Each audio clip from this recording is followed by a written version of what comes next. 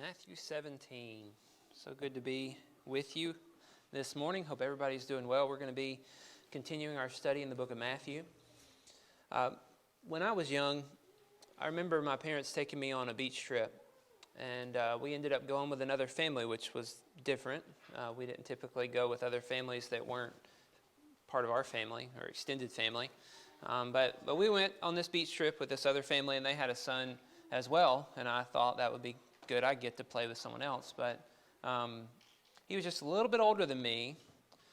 But he had, unfortunately, he grew up the first 4 years of his life, healthy boy, and nothing wrong with him. And then he had seizures. And those seizures led to a number of issues over the following 10 years of his life. And he suffered greatly from them. Unfortunately, he wasn't able to do the basic things that I could do. I mean, there was a huge difference between us, even though he was older than me. And he struggled to walk. He struggled to talk.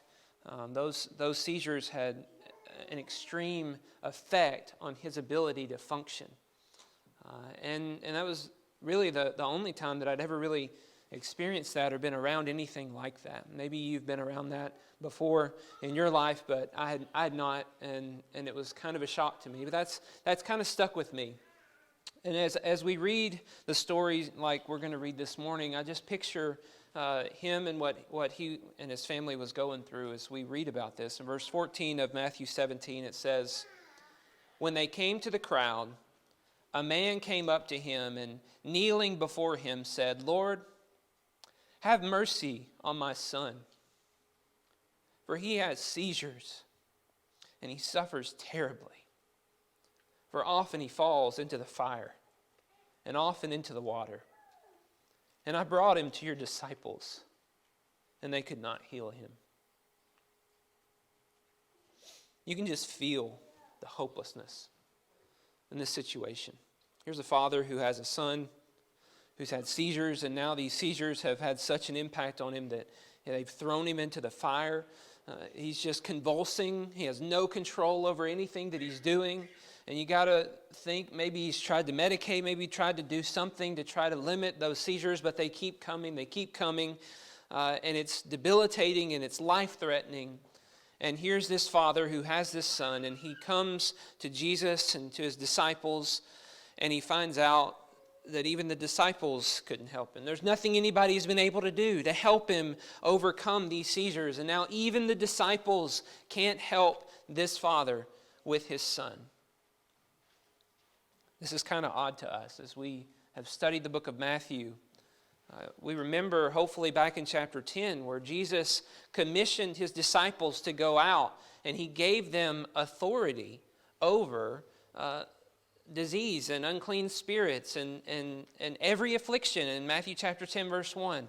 In verse 7 of Matthew 10, Jesus says, and proclaim as you go, the kingdom of heaven is at hand. Heal the sick, raise the dead, cleanse the lepers, cast out demons. You received without paying, give without paying. And the image is that they do that. They go out and they preach the kingdom of heaven is at hand, and they heal and they help everybody. And God is with them and he's working through them. But now they can't. What's happened? Where's Jesus? Well, that first phrase in verse 14, and when they came to the crowd, indicates this is continuing from what we've studied last week, right? Jesus had talked to his disciples about his departure, his death in chapter 16, and then chapter 17. He takes Peter and James and John up on the mount to show them his glory. And now they're coming down from the mountain, and there's a crowd. It sounds a little bit like Exodus. There's a crowd that's around there. There's something going on. But a man comes up as he and 3 of his disciples are there, and he's asking for help. And none of those 9 disciples who've been waiting there at the bottom of the mountain were able to do anything. And notice what Jesus says in response in verse 17. It says, "And Jesus answered, O faithless and twisted generation. How long am I to be with you? How long am I to bear with you? Bring him here to me. Words from Jesus are shocking. Oh, faithless and twisted generation. Some of your translations may say perverse generation. And that's an idea of deliberately and obstinately desiring to act in an unreasonable or an unacceptable way. That's what that means. Jesus is visibly frustrated with this generation, he says. They're faithless. They're obstinate. They're unreasonable. The way that they view things, the way that they live is unacceptable. These are odd words coming out of the mouth of Jesus. We don't really expect to hear that very much from him. In the past, we've heard some, statements of, wow, look at your faith, right? From the centurion. Remember the centurion's faith. Remember the Canaanite woman's faith. And there's been great faith that's been shown, but now he just looks out and this is what he sees. This is a faithless and twisted generation. And then he asks these questions which are even more confusing. How long am I to be with you? How long am I to bear with you? You see the repetition, the emphasis. How long? How long is this going to take? Why would Jesus ask this question? If you're there in the audience, and you hear Jesus say, oh, faithless and twisted generation, how long am I to be with you? How long am I to bear with you? How would that feel? Imagine being one of the disciples who have failed to cast out the demon and hearing Jesus making this statement about your whole generation. You're faithless, you're twisted, you're perverse, you're obstinate, you're unreasonable. You keep desiring to act in an unacceptable way. It's not a good feeling. If you're a disciple of Jesus's, that's not a good feeling. That's not something that really builds you up, right? That's something that just tears you down. It eats you up inside. You don't want to be considered faithless. You don't want to be considered obstinate or twisted or perverse. Maybe we think, oh, it's just talking about the guy, or it's just talking about the crowd. What's going on here? Well, you go to Mark's account, you actually get a lot more information. And there's a lot of discussion about the man's faith, the father's faith. But Matthew doesn't give us that. Matthew doesn't give us that. As we continue reading, we start to understand that he's including the disciples in what he's saying here. Read with me verses 18 through 20. And Jesus rebuked the demon, and it came out of him, and the boy was healed instantly. Then the disciples came to Jesus privately and said, why could we not cast it out? He said to them, because of your little faith. For truly I say to you, if you have faith like a grain of mustard seed, you will say to this mountain, move from here to there, and it will move, and nothing will be impossible for you. We like this verse, right? I love this verse. It's a really interesting verse, but the context surrounding it is really interesting, and you just kind of wonder, what's going on here, and why is Jesus saying these words? If you have faith like a mustard seed, you'll move mountains, and nothing will be impossible. Why does Jesus say that? First of all, notice, after Jesus says, bring him here to me, Jesus then rebukes the spirit, the demon that's inside of him, and it immediately comes out of him, and the boy's healed. All the struggle, all the trying of the disciples resulted in nothing. But Jesus just rebukes the spirit, and immediately it comes out. He doesn't struggle at all. He doesn't refuse to help because the generation is twisted and faithless, and they're difficult for him to live with and to be around. He doesn't just refuse to help and say, I'm done with you. He accepts him, he helps him. And it's not too difficult for him. If it was too difficult for the disciples, it's not for him. In fact, if you look throughout the Gospels, at all the times Jesus is approached by a demon, you'll see not one challenges him. There's not one that can stand against him. He defeats them all, and they beg him not to punish them to a further extreme. Jesus can do that. But what about the disciples? They ask the question, why couldn't we cast it out? They're curious. They don't understand what's happening. We were able to do this before. Why can't we do this now? And Jesus' response is, because of your little faith. And really the statement, if you had faith like a grain of mustard seed, is a rebuke. You don't even have the faith of a mustard seed. What? How did their faith get so low? That they don't even have the faith of a grain of mustard seed? Really? They had enough faith earlier, I guess, because they were able to cast out demons and heal the sick and all this. But now they don't have faith. What's happened and what's going on? Well, if you have a New King James or a King James, maybe you include verse 21, right? That's in your translations. It's not included in most of the translations we have today because the best manuscripts we have exclude it, which kind of points to the idea that it was added after the fact to try to help this text, because it was also, this is a parallel with Mark 9, and in Mark 9 he says what is found in your verse 21. However, this kind does not go out except by prayer and fasting. That kind of eases it a little bit to end on that. to say this is a hard one. You have to really struggle with prayer and fasting. But if the original manuscripts leave that out, then understand the rebuke here. It's not because this is a really hard one, but it's because you don't have faith. And that idea, this 9 doesn't go out except by prayer and fasting, is indicating the same thing. You're relying on yourself and you're not thinking about God and you're not trusting in God. You're not putting your faith in God. So it's the same thing. It's not really that different. It's not the end of the world. But the idea is their faith is gone. That's scary. That's scary. So I want to think about this text. I know it's not very much, it's not very long story, but I want us to take a little bit of time to think about this because something important is going on here that I think we need to recognize. Notice that the broken stay broken without faith. Disciples don't help them.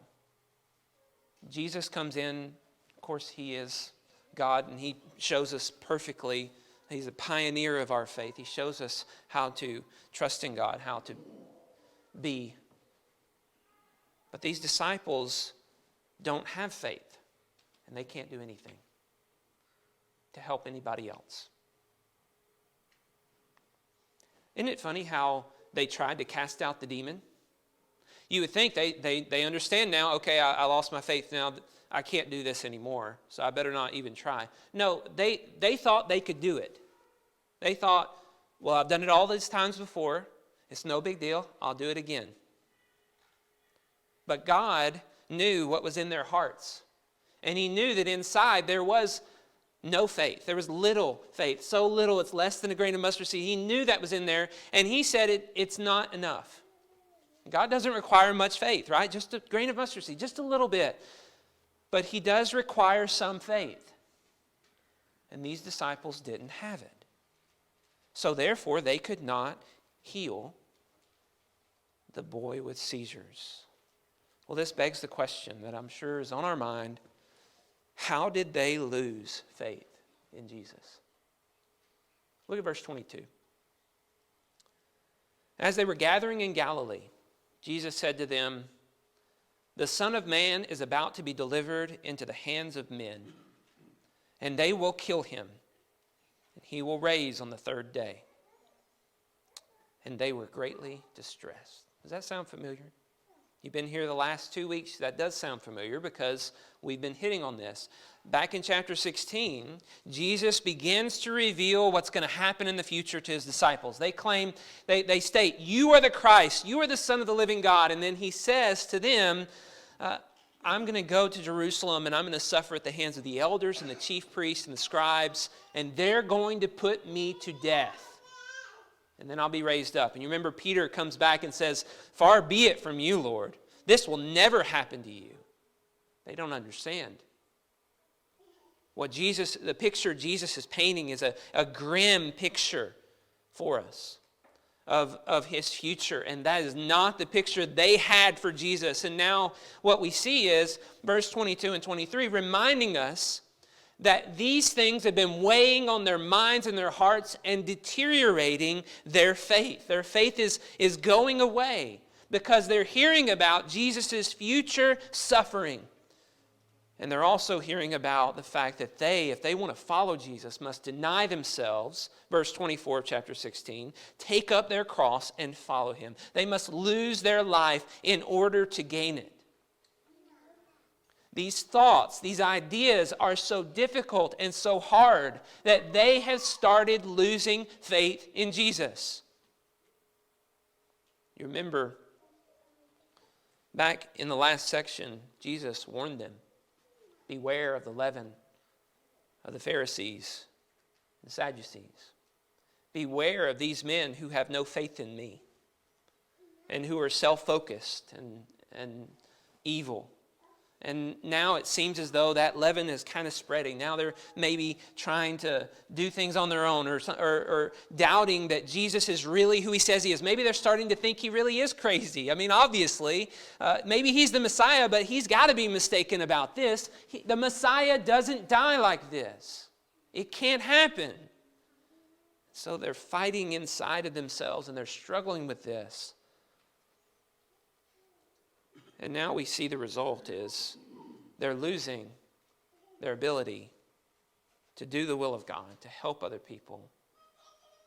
God is not able to work through them because of the deception that maybe they've now believed. You go to Mark's account, it gives you a lot more information about this. So my thoughts are not that far out there from what Mark's account tells us. And it's hard to see all this necessarily in this account, but you can see the connection as he brings up in verse 22 and 23 the same things that he brought up before, and the response is they were distressed.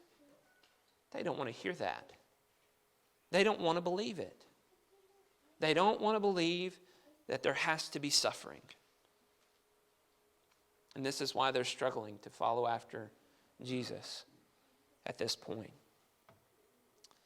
Well, this has a lot of application to us, even though as we look at this, we might think, well, we're not supposed to heal people of their seizures, right? I mean, that's not on us. Jesus didn't tell us that was going to happen. He didn't give us that power. So obviously, this one is one that we just breeze over as we're reading through the book of Matthew and say, wow, that's interesting. I wonder what that was about. And then we just keep moving on.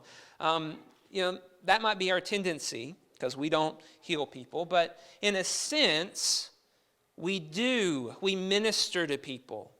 We build up the broken. We repair the broken lives that sin has caused and created. We are ministers, and God is supposed to be working through us to glorify his name. I love Isaiah 61.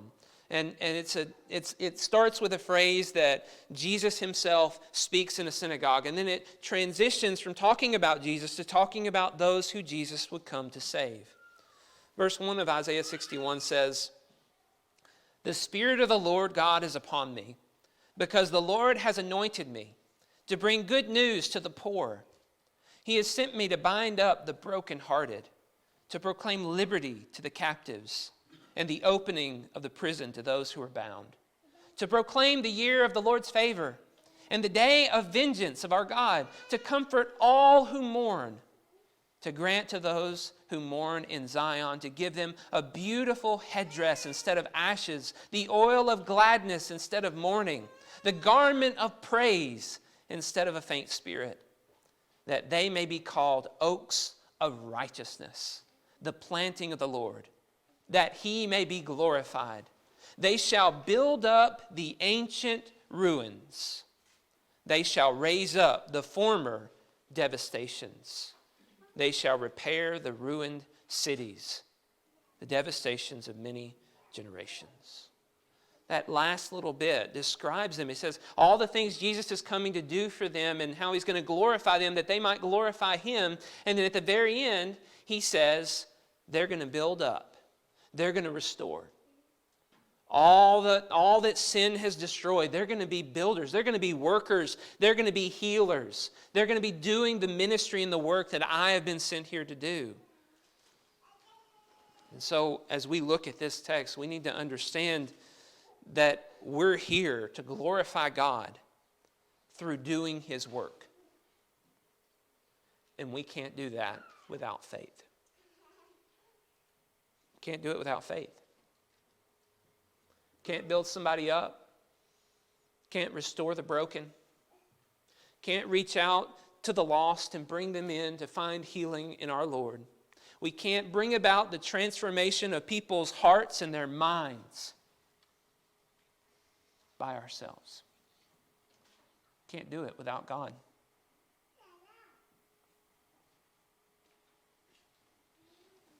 Do you feel the struggle of being a disciple? The work that they're doing here is the work that Jesus has assigned to them. What work has God assigned to you? Are you struggling with it? Notice here, Jesus is not all about self-confidence and encouragement and building people up and just telling them a bunch of nice things. Oh, it's okay, everything's good, you're fine, you're doing great, even though they failed miserably. No, he's very stern. And he tells them, you faithless and twisted generation. How long am I to be with you? How long must I bear with you? Can you imagine him saying that to you? Because you just don't have enough faith to do your ministry? We fail, and we're refusing to put our faith and trust in God, and we're failing. How long must I bear with you? And this reminds me of my training program. I feel like I'm in the training program all over again. It's almost like Brent read this beforehand and he knew that I was going to go through this moment. Where he's just like, how long am I going to be dealing with you not listening to me?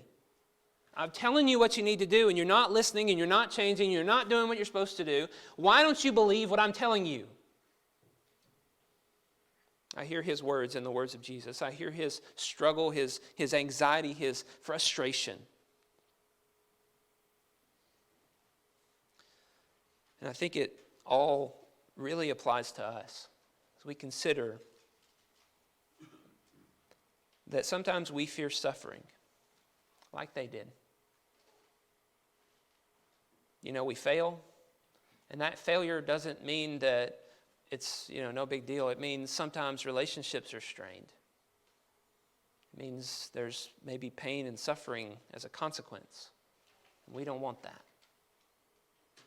And that's why we lose trust and lose faith, because we're afraid if we put more faith in God, we might go through suffering. And so the prospect of future suffering tears apart our faith.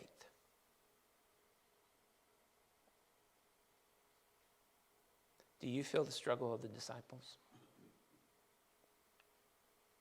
Well, what can we do?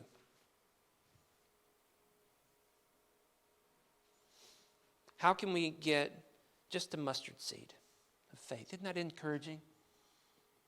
Jesus says, if you just have a mustard seed of faith,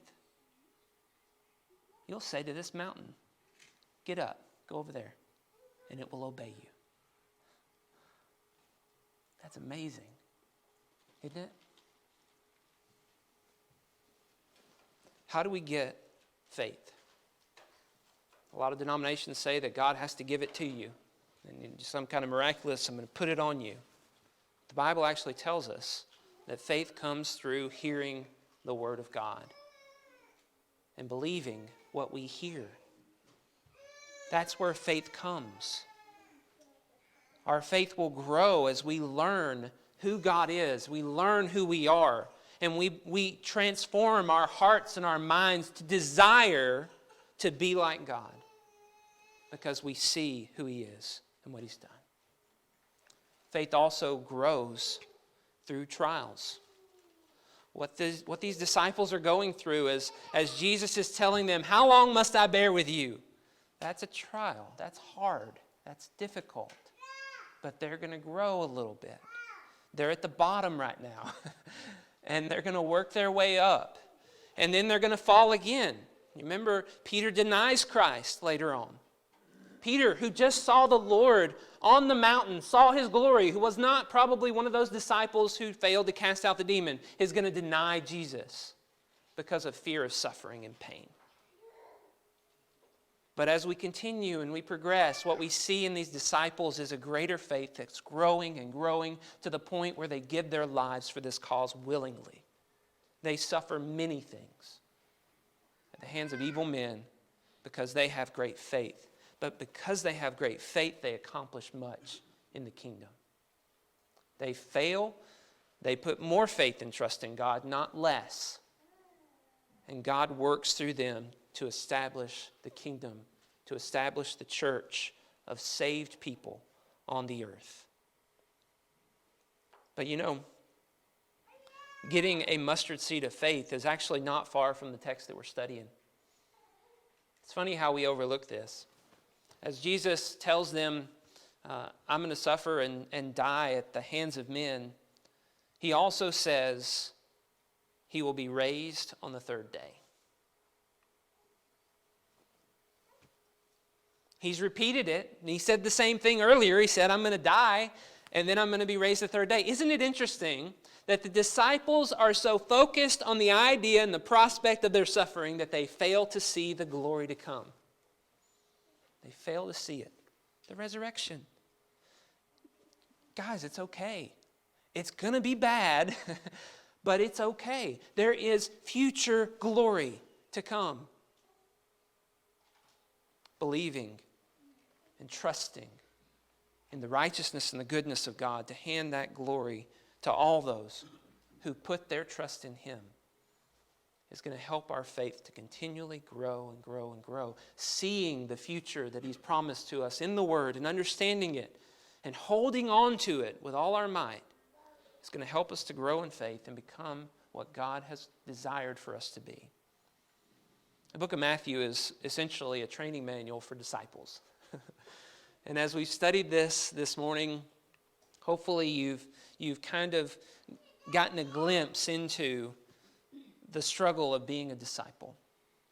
And I hope it encourages you to know that these men made the same kinds of mistakes that we do. And Jesus did not abandon them and say, well, you're a faithless and twisted generation, and I'm tired of bearing with you. Get away from me. I'm going to go get somebody else. So there's nobody else. He keeps working with them and developing them. And I'm so grateful that that's what He's doing with me. And that's what He's willing to do with all of us here.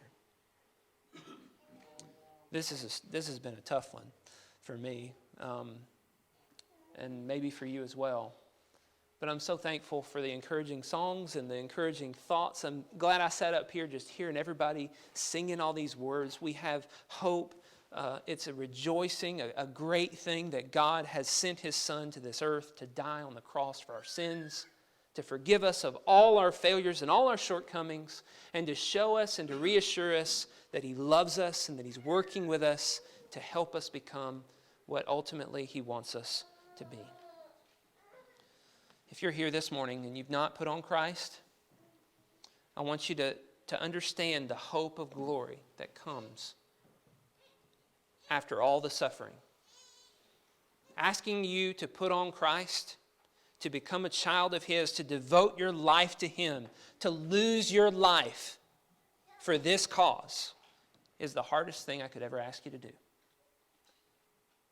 It's not easy, and I don't want to act like it is. But it is the most beneficial thing we could do. The most helpful, the most hopeful. There's hopelessness in everything else. And whatever's wrong, whatever is broken in your life, He can fix it. Will you put your faith and trust in Him? If we can help you do that in any way, please come forward as we stand and as we sing.